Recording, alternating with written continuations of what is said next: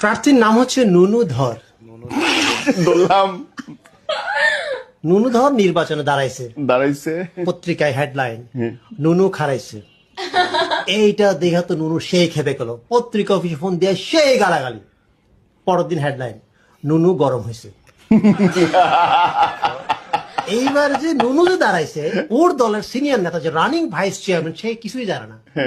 সাংবাদিকরা তার কাছে জিজ্ঞেস করার জন্য, তো বলছে যে নুনু আবার কবে খারাপ, আমি তো টেরি পাইলাম না।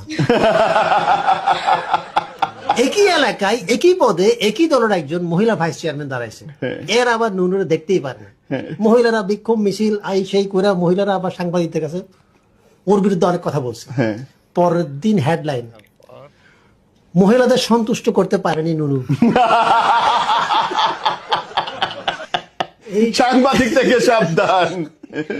এইটা দেখে তো মহিলা কাছে খেপা খেপা। সাংবাদিকদের দেখেন এটা কি করলেন, দলের মধ্যে গ্রুপিং লাগাই দিলেন, তার সাথে তো আমার ব্যক্তিগত কোনো রেশারেশি নাই। না, হেডলাইন চেঞ্জ করেন। কি পরের দিন হেডলাইন নুনু তো সন্তুষ্ট মহিলা, মহিলা চেয়ারম্যান প্রার্থী নুনু তো সন্তুষ্ট। এখন দেখা গেছে কি এটা লিয়ে আরেক গ্যাঞ্জাম লেগে গেছে, দেখা গেছে দুজনের মধ্যে গ্রুপিং চলতেছে, দলের থেকে একটা বড় নেতাকে পাঠানো হয়েছে এই ঝামেলা মিটমাট করার জন্য। যে আসছে তার নাম হচ্ছে কালীধর। কালীধর আবার নুনুরে দেখতেই পারে না, কারণ